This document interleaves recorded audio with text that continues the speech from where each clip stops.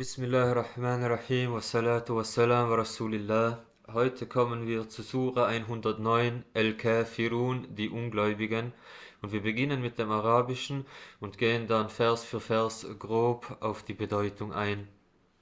A'udhu billahi minash shaitanir rajim. Bismillahirrahmanirrahim.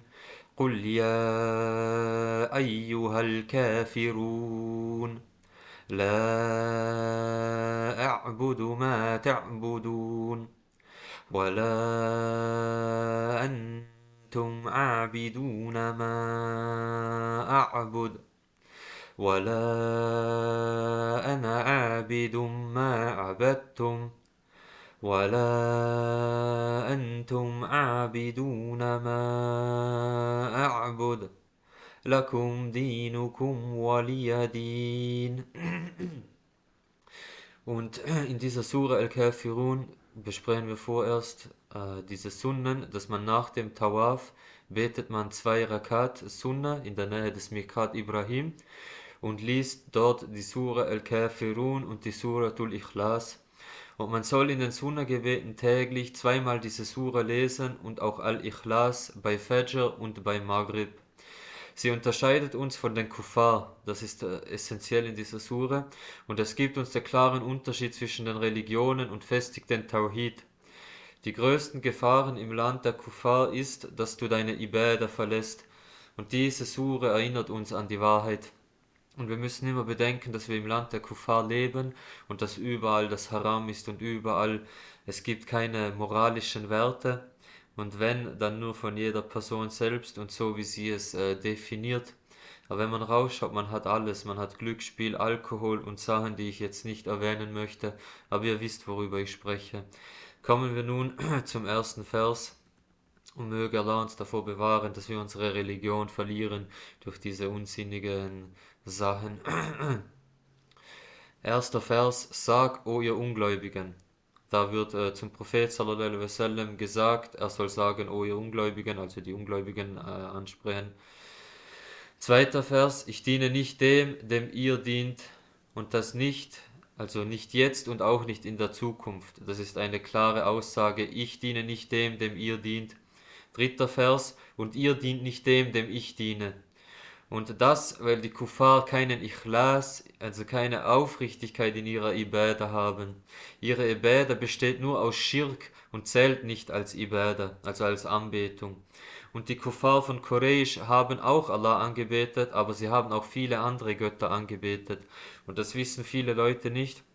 Die damaligen Kuffar, und die haben auch Allah gesehen als Erschaffer, aber sie haben ihm diese ganzen Götzen als Teilhaber beiseite gestellt, und so sehen wir es auch bei den Christen. Sie sagen, Gott hat alles erschaffen, aber manche geben ihm einen Sohn, also Isa, Jesus a.s. Andere sagen, Jesus ist Gott, da gibt es ja auch verschiedene Gruppierungen. Auf jeden Fall sind sie alle Mushrikun. Vierter Vers, und ich werde nicht dem dienen, dem ihr gedient habt, das wiederholt wieder, und ich werde nicht dem dienen, dem ihr gedient habt. Fünfter Vers, und ihr werdet nicht dem dienen, dem ich gedient habe, das ist auch wieder eine Wiederholung sozusagen.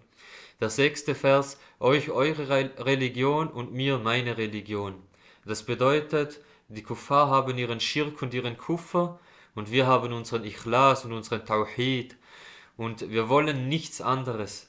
Und es warnt vor der Gefahr, dass man immer Stück für Stück seine Religion ablegt, um den Kuffar zu gefallen. Und wir sehen es immer wieder, vor allem hier zu Lande, dass Leute ihre Religion, ich sage jetzt mal die moderaten Muslime, weil wir sind ja die radikalen Muslime, die es richtig machen wollen, aber ich nenne es jetzt mal die moderaten Muslime, die legen Stück für Stück ihre Religion ab oder verändern sie, oder zum Beispiel binden sie in ihren Hijab ein bisschen anders und machen dies und jenes, weil sie denken, dann sind wir nicht so radikal, oder sie schneiden sich ihren Bart, oh, dann sind wir nicht radikal und die Kuffar mögen uns dann, aber nein, die Kuffar werden euch niemals mögen.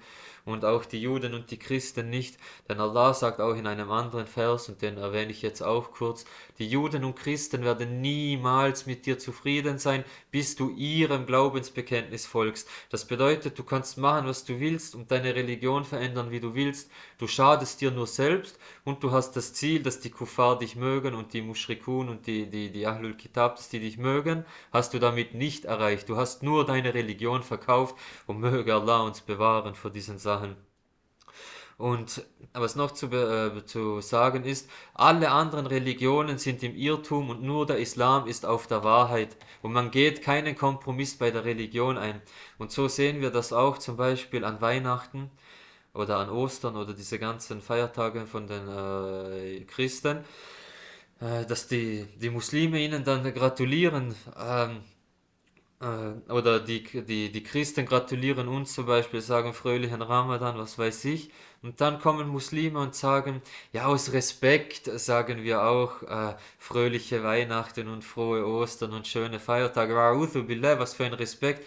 Der Unterschied ist, und das müssen wir erkennen, wenn Sie zu unseren Festen gratulieren, dann gratulieren Sie uns zu der Wahrheit. Und wenn wir zu Ihren Festen gratulieren, dann gratulieren wir Ihnen zu der Falschheit. Und man kann nicht zur Falschheit gratulieren. Das muss in unsere Köpfe gehen. Und die Religion, man geht keinen Kompromiss ein bei der Religion. Und da fährt einfach der Zug darüber. Und somit schließen wir auch diese Sure ab. Barakallahu fiqh. Assalamu alaikum wa rahmatullahi wa barakatuh.